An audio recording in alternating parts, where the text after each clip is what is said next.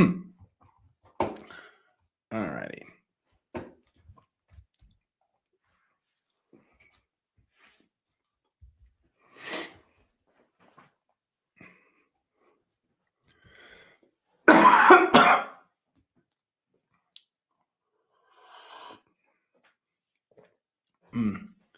Hey. Yo. Max, what's up, man? Great to see you. Tommy boy. You fill out that information yet? How's everybody doing? Good to see you all on this beautiful Thursday. If you got college recruiting questions, drop them below. I'm going to get to as many of them as we can today. Thursdays tend to be a little bit shorter, but we'll see what happens. Drop all college recruiting questions down below. Let me get to as many of them as we can. Mason, yo, what's up, man? Great to see you. Glad you are here. Whew. Sorry, I know I started this a couple minutes late today. I was about 5 minutes late, which is a little uncharacteristic. But, yeah, had to answer a couple messages is what happened. How am I doing today, Mason? I'm doing fantastic. You guys got college recruiting questions? Drop them down below. Come on. Scholarships are waiting to be had. $100,000, $200,000. Want to help you get as much interest and as many offers as possible. Mason, I'm doing great today, man. Thank you for asking. I appreciate that. How are you guys doing? I hope you guys are having a wonderful day, wonderful week. We're going to get after it today, though. So drop your college recruiting questions down below, and let's rock and roll. Oh, man, I had the flu like a month ago, and this cough just won't go away. It's incredible. All right, what do we got here? Lori, when coaches ask what other schools you're looking at, do you state them or answer generically? The answer is it depends. Okay, so let me give you a couple examples of when you might want to be generic with it and when you might want to be very specific with it.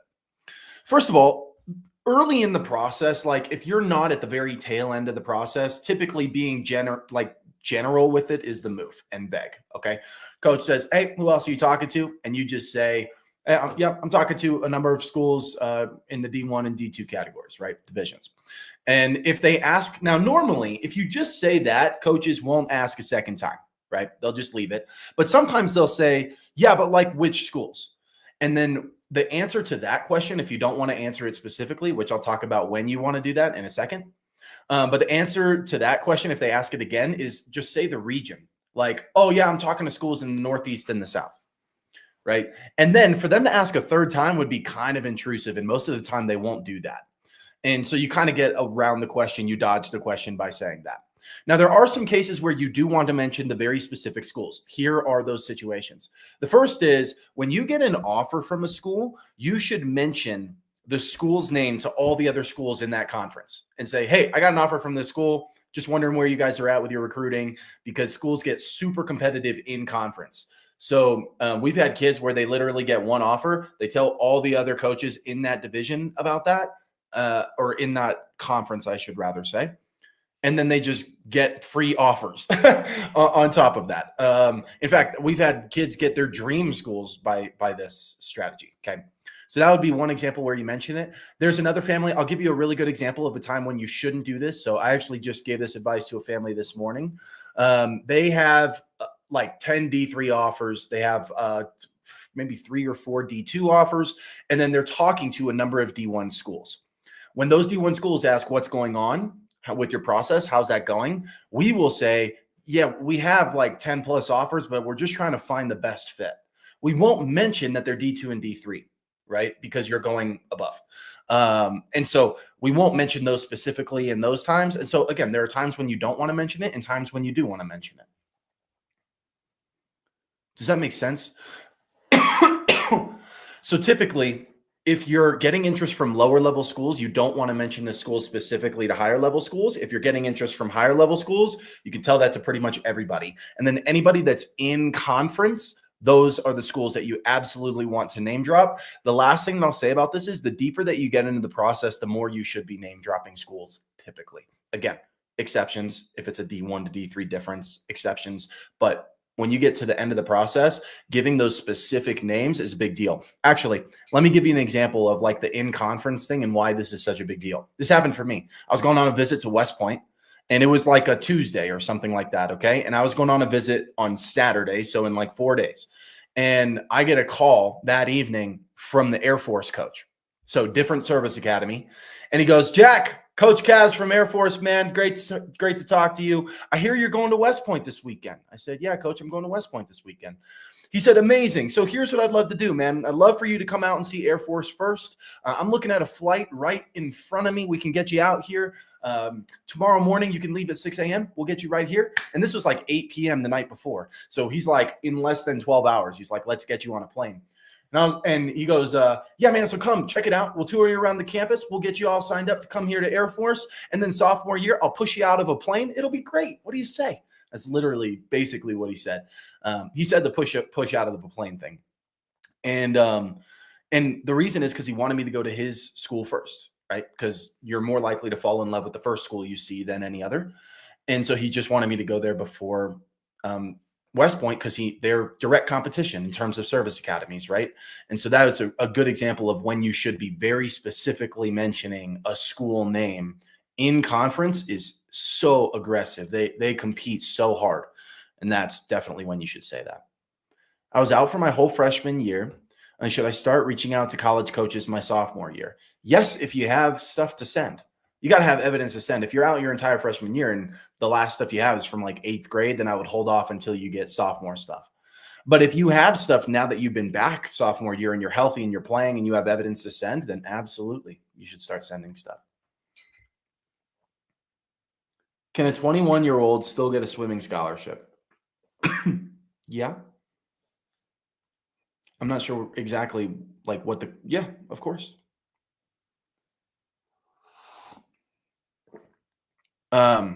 I've seen you in other videos on your Insta, but can you give a few sentences on your services? Not a planted question. I got to tell you, I appreciate you saying not a planted question, but you saying not a planted question kind of makes it seem like it's a planted question. You know what I mean? The short, quick version of this is that we have really two things that we do. Okay. The first thing that we have is workshops.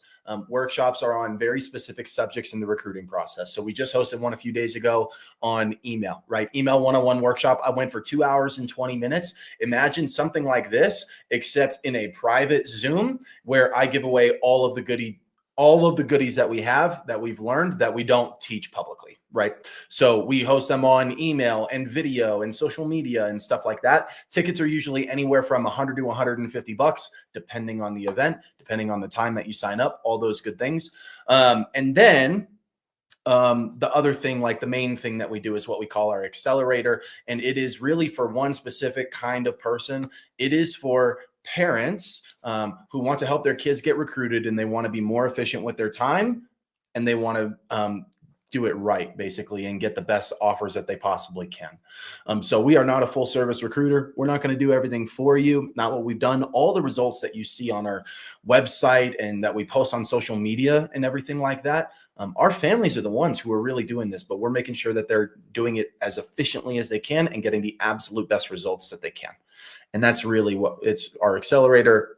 And like 98% of the results you see us post come from that program. To get in that program, you have to schedule a call with us because we want to make sure that you're actually right for it and it's going to help you. How long should I wait to send follow-up emails? Typically, we wait about 4 days, but it depends. It depends on the types of emails and how often you're sending, how many times you've contacted the coach. It depends on a lot of things, but typically we wait about 4 days and we'll chunk them. And then we'll chunk them like lots of emails in a short period of time, and then we'll take a break. I'm not big on like huge periods of time in between contacts. It's just really easy to get lost in the shuffle. What college apps do I use to reach out? We just use Gmail. I mean, we use automated email software to like send out a whole bunch more and make it a lot easier, but that's still attached to a Gmail account. So I'm not a big fan of college recruiting sites. So like you sending from, sports recruits or field level or something like that. I'm not a huge fan of that. I think I've seen poor open rates and success rates and stuff like that on platforms like that. And so I highly recommend just sending from like a personal email account, like a Gmail account, or using social media. How to know if my recruiter will continue to pursue schools if I already have a full ride secured?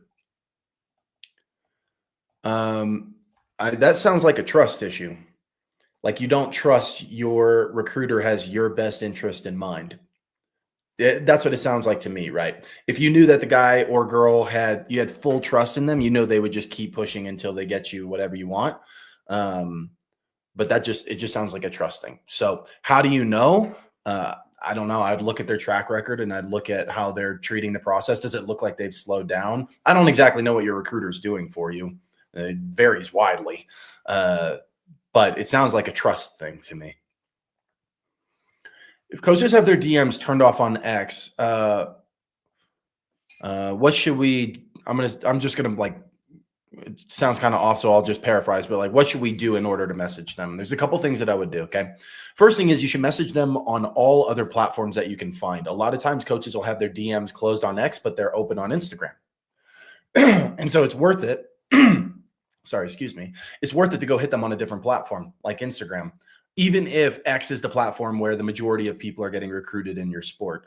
So I would make sure to hit them on email. I'd make sure to hit them on Instagram. I'd make sure to have maybe your coach reach out to them. Again, we use that sparingly. You can tag coaches. So this is one of the rare instances where we will tag coaches. I've talked about tagging before. I think tagging is wildly overused and overrated, but there are times when it makes a lot of sense to tag. And this would be one of them. If their DMs are not open on a platform, you could still tag them on that platform. But of course, you want to be careful about how you do that.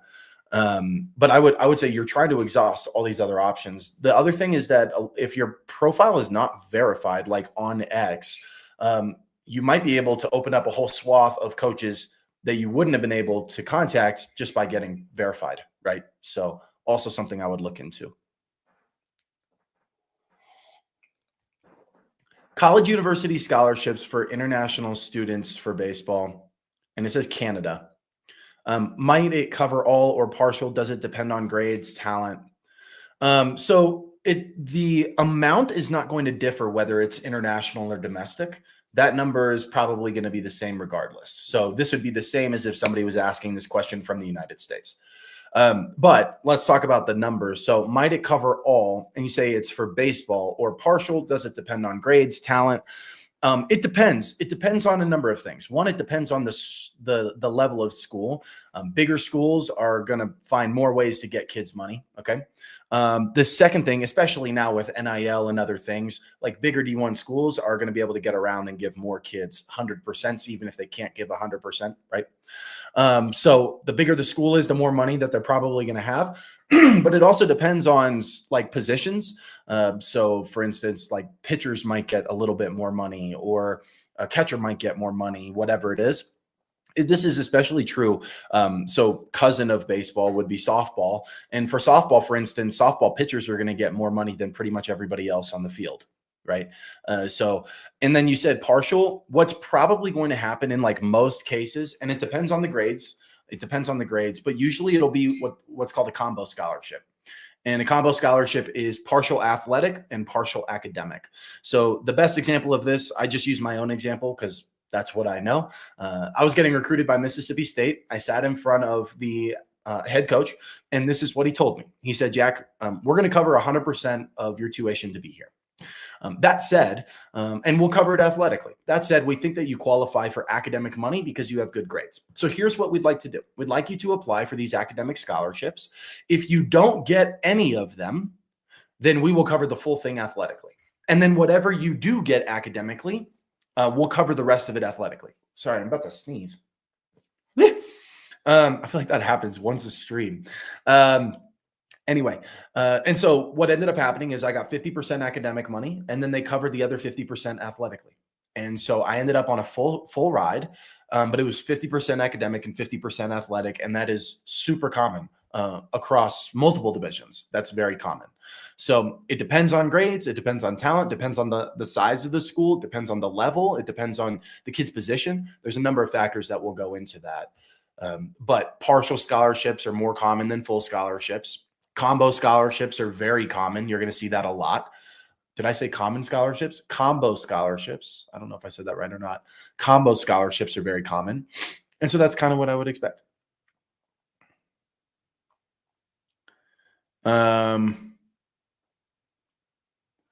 My son's a freshman. So someone said 2 to 3 weeks in between, but no need to harass or spam. We've seen we've seen lower response rates when you have that much time in between messages. Of course, this is to initial outreach. It's different if you're following up with interested schools. It's a whole different protocol.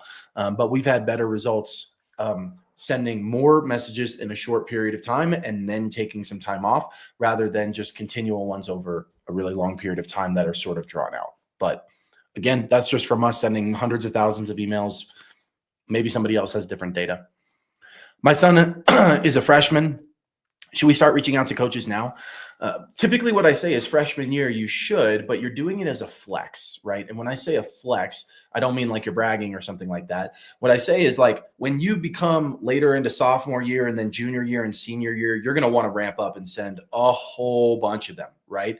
And so it's just easier to do it later on and do it at like super high volumes if you've already been flexing that muscle freshman year, meaning you've sent a couple of them, you know what it's like to put together a target list and get contact info and write a script and get the video and go through that whole process. It's a lot easier if you've sent 20 of them freshman year, not because you're going to get a scholarship, but because now you know what the process looks and feels like. So when you get to sophomore year and junior year and you start to really ramp things up, it's not the first time that you've done that. You've done that before. And so I call it flex because it's similar to like the analogy I use is if I'm going to go bench 315 and I just decide I'm going to show up one day and decide to do it, probably not going to happen if I haven't been training. But if I've been training and I've been flexing those muscles and using them, then for sure I could go do that, right? And so I would say the same thing in terms of sending emails and stuff. I would send them freshman year, not because you're going to go get a whole bunch of interest and offers, but because you just want to flex the muscle and get used to doing that so that when you're going to ramp up, you're ready to do that. And I've also found that kids, especially, like, I don't know who's going to send them in your family, if it's going to be you or your kid, but kids especially are just not used to doing that kind of thing. And so that could be a little bit of a mental hurdle to overcome. And it's easier to overcome that hurdle freshman year when there's really nothing at stake because you're very early than trying to overcome it junior year when there's a lot on the line and the pressure is high.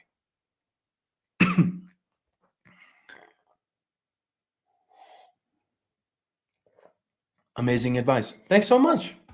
Appreciate you. Play poker. I don't know what that means. I'm not a big poker guy. Yeah, I'm not a big poker guy. I'm a big chess guy. I love chess. Play a lot of chess. Yeah, play a lot of chess. I'm that weird guy that loves chess. Plays a lot of chess. Thank you so much. That's exactly what I needed to know. Amazing. So glad you came. Thanks. How about camps over the summer? I don't really know what the question is there. But in general, right, if you've been here before, if you've come to these live streams, we do them every day, 1 p.m. Eastern, Monday to Friday, right? So if you've been here before, you probably know what I'm going to say. What am I going to say? That you should start conversations with college coaches before you go to events, and then go to events for the schools that you're already talking to, and they'll be way more worth your time. Otherwise, you're just going to bleed cash. And I know that because we did that in high school. I mean, my family spent a lot of money and it really didn't work. Even though I was a pretty decent player, it didn't work because you're just lighting money on fire. So you want to be a little bit more strategic about how you choose those events. And the easiest way to do that, start conversations with college coaches beforehand, and then go to the events for the schools that you're already talking to. So when you show up and there's 100 players there, guess who they're talking to? You. They know who you are. They're watching you because the other 97 players there, they had no idea who they were. So now they have to do something insanely incredible to stand out. Okay. Let's see. Can you also tell us about NIL deals? Sure. What do you want to know about NIL deals though? So let's I'm just going to speak generally on NIL a little bit, and then if you have specific questions about it, just drop questions in the chat. Okay. And when I also let me say this, okay, I'm not like an NIL genius. Okay. We focus on getting kids recruited. NIL is part of that, but the majority of our athletes are not going to be the QB at Ohio State and going to sign a $4 million NIL deal, right? Like not what we do. Most of our athletes are what we call good, not great, good enough to play in college, not great enough to get recruited on talent alone. So we've had players get NIL deals, but it's not super common. Okay. The experience that I'm really going to share is partially from helping some of our athletes through that process, but also I played 7 years of professional sports. I've been sponsored by a number of different brands and companies. I kind of know what this looks like if it's going to end up coming through that. Okay. So let's talk about NIL. First thing that you should know is that NIL does impact athletes even outside of the Division I level. It does impact athletes who are in fringe sports, not just the major sports. Of course, the numbers are going to look very different. You're not getting $4 million to be a swimmer. But there is still NIL money. And one thing that should be noted is that schools are using NIL as a way to get creative to get kids more money, right? If they're limited by the amount of academic scholarship they can give or athletic scholarship that they can give, then they will find other ways to get that kid money through things like NIL and boosters and that kind of thing. So that's one thing to note is that schools are now using NIL as a creative way to get kids more money. There's more money in scholarships and at the collegiate level than ever before, right? And that number is only going to rise. Some other things about this, I'll tell you a story about a 16-year-old volleyball high school player who got an NIL deal. And you're like, what does that mean? Let me just give you an example, okay? She makes videos on TikTok about volleyball. And it's just her doing funny things on the court. And this happened. I had this conversation probably 2 years ago, so it's a little outdated, but this stuff is still happening. And she makes all these videos about her doing volleyball, and she has 10,000 followers on TikTok. Now, 10,000 followers is not nothing, but in the land of TikTok and social media, that's not an insane amount, right? That said, she got a shoe deal. She had a brand reach out to her and say, "Listen, we love what you're doing. We think it's awesome. And we'd love to just give you a pair of shoes every once in a while, wear them in your videos, and we'll give them to you for free."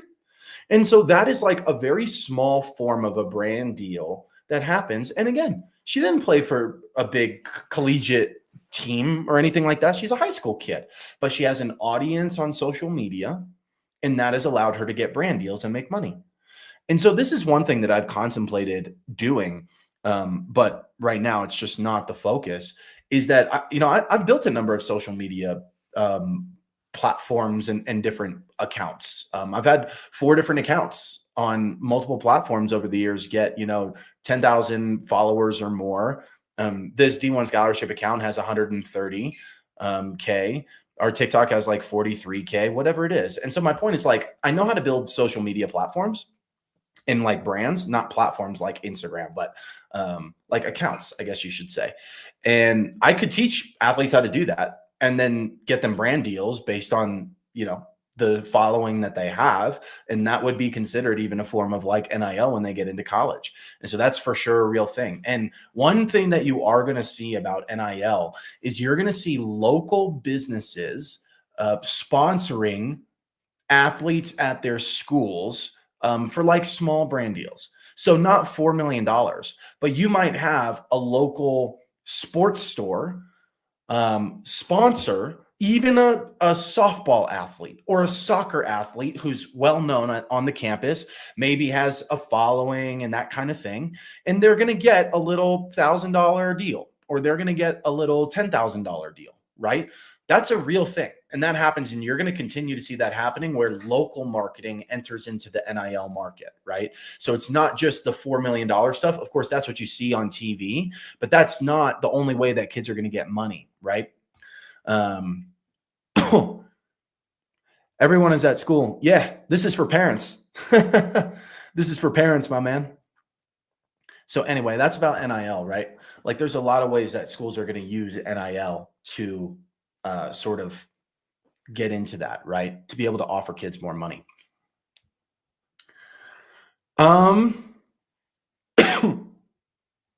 Can we buy the email workshop? Still the video of it. I'm sorry, I do not allow post to buy. We'll host another email workshop in a few months. And then there will be additional ones. But we promoted it for a good solid like 2 weeks. And so it's not available to buy now, but when we host another one, we'd love to have you. Well, I think the plan is to do a social media workshop. The date I have in mind is February 10th right now, but we'll see.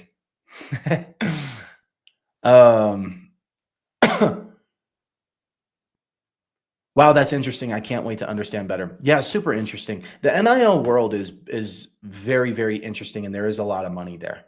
And again, like I said, if someone gets a brand deal for 10K, that's not $4 million, right? But it's 10K that they wouldn't have gotten, 5 years ago, 10 years ago when NIL wasn't a thing.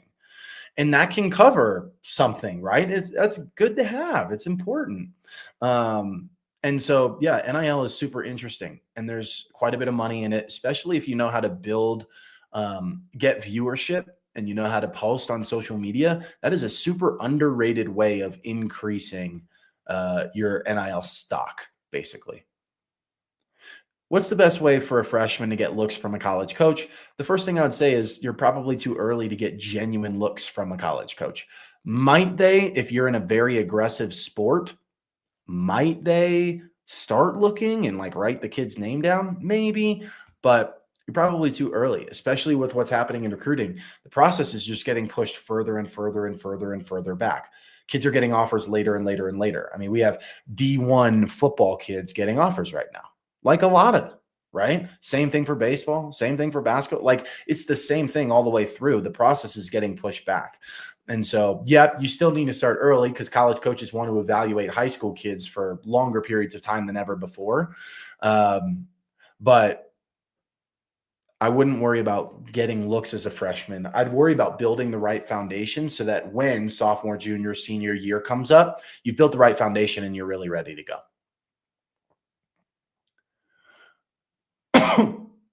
Which is a great recruiting tool, Stack Athlete on NRSA. There's 1,000 of them, guys. I think I've said this before. I'm not a big fan of recruiting sites.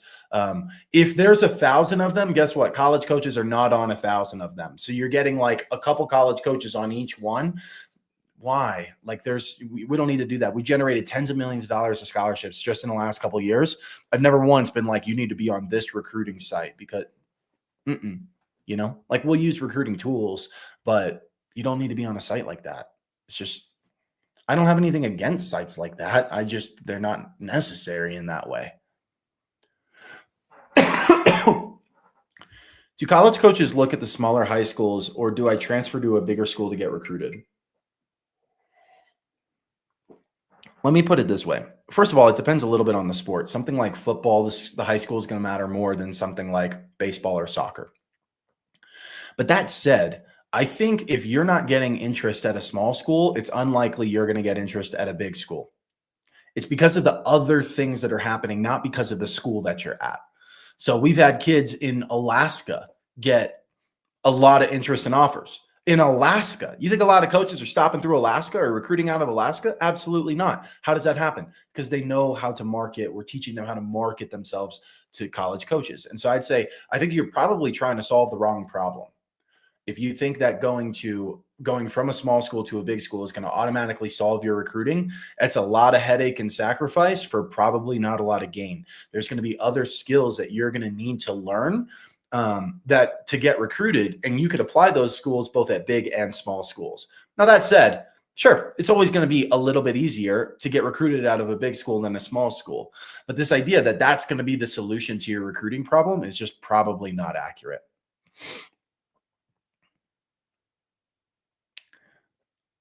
Thanks so much. You're welcome. Thanks for being here. I appreciate you. Us as parents, should we be emailing? Okay, let's clarify this. Yes, you should be emailing, but it should be coming from your kid's account. Okay.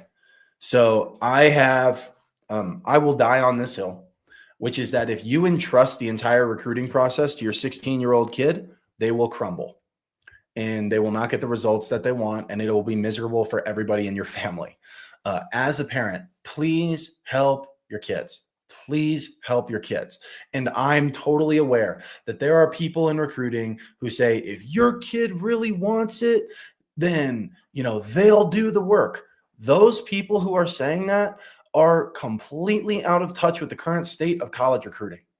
They're so out of touch with the current state of college recruiting, and they don't know what they're talking about. Okay. Your kid goes to class for 6 hours. Then they go to practice for 2 hours. Then they have a lesson, or they have weight training or speed training for an hour. Then they do their homework. Then they study for tests. Then they do the chores around the house. Then they hang out with their friends. We haven't even talked about any recruiting related activities yet. Making videos, sending emails, sending DMs, posting content on social media, following up with college coaches, taking phone calls, showcases and camps, visits. Like, how are they going to do all of that? The answer is they're not. And listen, we have some very, very, very competent families that we teach that are in the accelerator. Okay. If you want the accelerator or you're interested in it, d1scholarship.com/accelerator. You can go check it out. Parents only. But the point is that we have very competent families, and those families say over and over again, kid can't do this by themselves. And I'm talking very competent kids who are totally driven and want this goal so badly. Not that it's being pushed by the parents, like the kid wants it, but it's too much for them. It's too much. And one of these days, I filmed testimonial interviews with some of our families who agree to do it. And like those families, because a lot of people are uncomfortable with being on camera, right? They know that I'm going to show it to a whole bunch of people, and they're like, I don't want to do that. But we try to get testimonial interviews with families who are okay with being on camera. And there have been enough families now where I'm just going to clip, like I want to do this. I want to clip all of them, because like most of them at some point say, there's no way the kid can do this by themselves. There's no way. And so you are made, oftentimes as parents, you're made to feel like you're coddling your kid, like you're spoiling them, that it's your dream, not theirs. Like that's how you're made to feel as a parent. But then you feel shame about helping them. You're like, oh, well, I don't want to be that kind of parent, but I also want to help them because I know how hard this is. Stop listening to people who are out of touch with college recruiting. You as a parent can 100% help your athlete. But again, I mentioned this right when I started answering the question. All the messages should come from your athlete. You as the parent, there are very, very, very few times where you will be the one communicating with a college coach. That typically doesn't happen until the end of the process, where you're discussing money and then like visits and flights and stuff like that. Maybe then, okay? But the rest of the time, it should be your kid that's having that communication. So you as the parent can send them. Nothing wrong with that. That's awesome. Just send it from your kids' accounts. And I will die on that hill. I've seen it enough times. I don't need to see it anymore. I'm a current sophomore and I played varsity this year. I'm moving to my rival school next week, and I will play my junior and senior year for them. Do you think my chances of getting offered will lower? No, I don't think you transferring schools is going to have any effect on your recruiting process. Whether you get recruited or not will depend on everything else that you do to get recruited, not whether you change schools or not. So no, I don't think that lowers your chances. Besides the fact, like if you're transferring to a new school and then at that school you're going to play significantly less, okay, then that's a different story, right? Then it's going to lower your chances of getting recruited. But if that's not the case,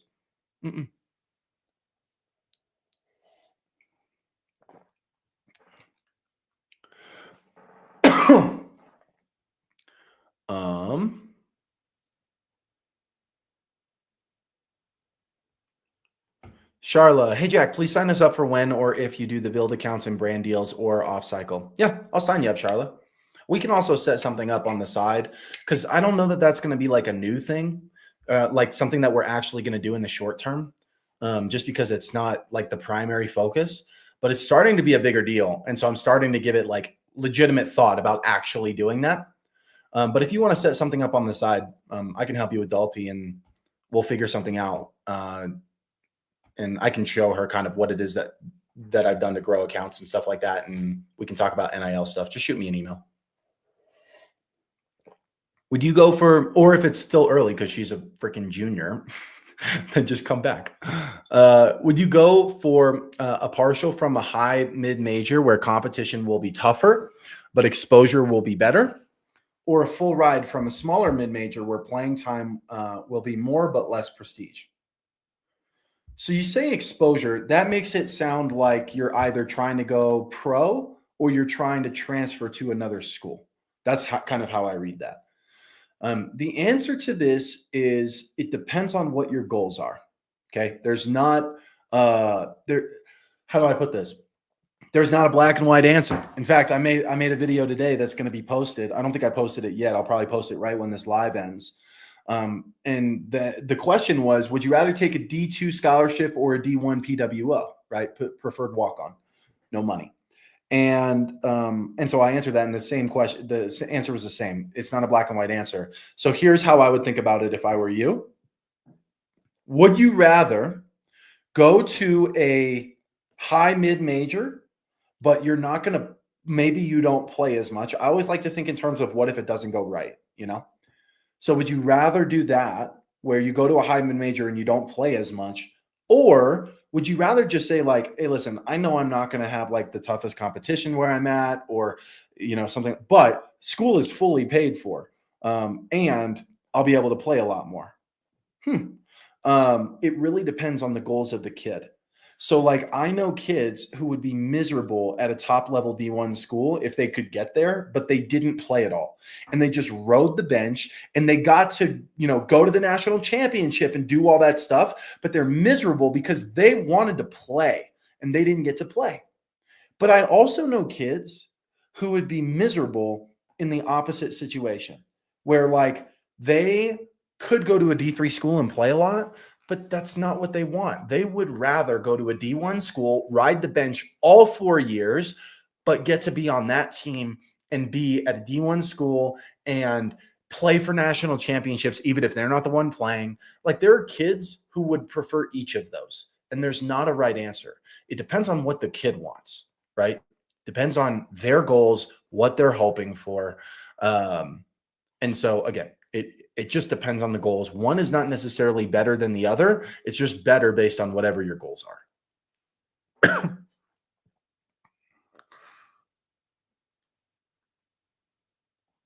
Would you say I should contact schools that are out of my level? Yeah, 100%. So the question is basically, should I contact reach schools? Schools that I'd love to play at, but I don't know that I'm actually good enough to play there.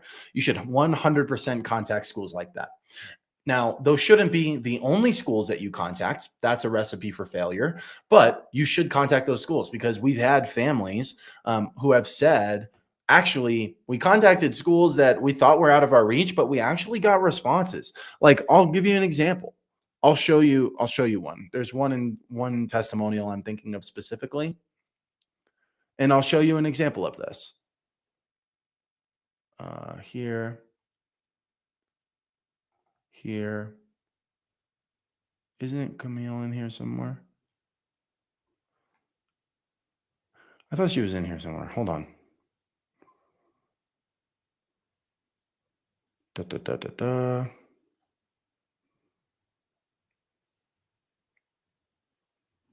I'm just going to go to the sport because we'll find that faster. There we go. Okay, so look, here's an example of this. Share screen. Right. So here's the message. I know it's pretty tiny. You probably can't read it, but I'll read it for you. Okay.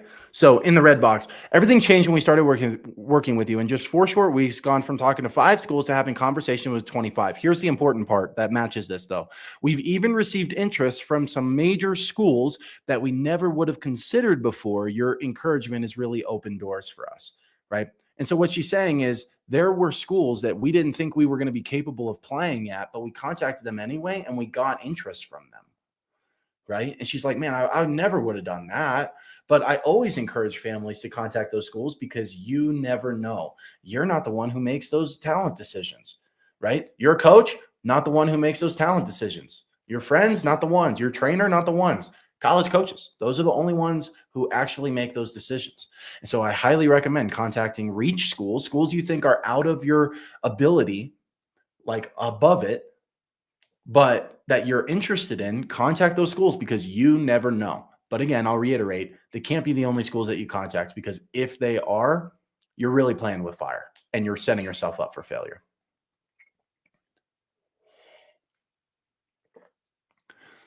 How much does a football player playing successfully in basketball or track, does having a good 100-meter time get football scholarships? It can help. Yeah, for sure.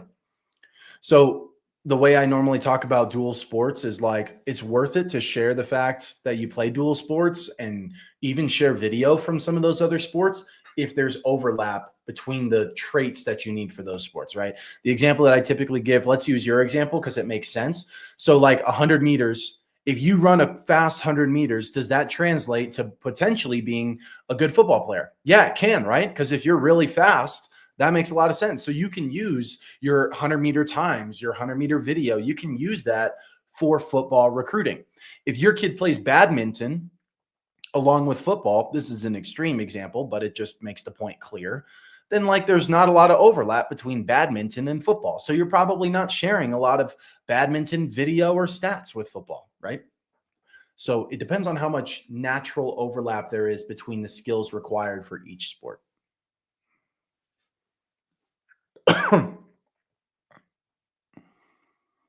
You do a great job, brother. Thank you, sir. I appreciate you. I guess it's sir. You say brother, so I assume you're a guy, but I appreciate you. Thank you. Thank you, Charlotte. Yeah, Charlotte, just let me know if you need some help. Um, as a freshman in high school, should I begin emailing and contacting college coaches right now? I'm not going to fully answer this only because I've answered it like 7 times and I don't want to keep answering the same questions. The answer is yes, you should. You don't have to do 100 plus schools, but you should start flexing the muscle, do a little bit of it now so that when you're a sophomore, junior, senior, you're ready to hit the ground running. Thank you. Appreciate the advice. You got it. Thanks for being here. I appreciate you. Thank you. You're welcome. Thanks for being here. Okay. 46 minutes in. Looks like we hit the end of the questions. Any last questions before we hop off, guys? This freaking cough. Do you know much of tennis recruitment? We've had one tennis athlete. They did quite well. But we've only had one tennis athlete. At this point, we've had 14 different sports. The different sports thing just doesn't concern me anymore. When I first started and I just knew my sport, it kind of made me nervous. I was like, oh man, I don't know if this is going to work in other sports. And then now we're at like 14 and I'm like, okay, never mind. it works because all it is marketing. We just do business marketing and then apply it to the recruiting process. It's literally what we do. So we take marketing principles that have been the same for 200 years and we apply them to the recruiting process. And it turns out works like a charm. And there are sport nuances. I definitely don't want to say there aren't for sure. But when you work with enough athletes, like you just sort of learn those over time. That's kind of what's happened. And if you get the big things right, the little things don't matter as much. All right, counting down, going once.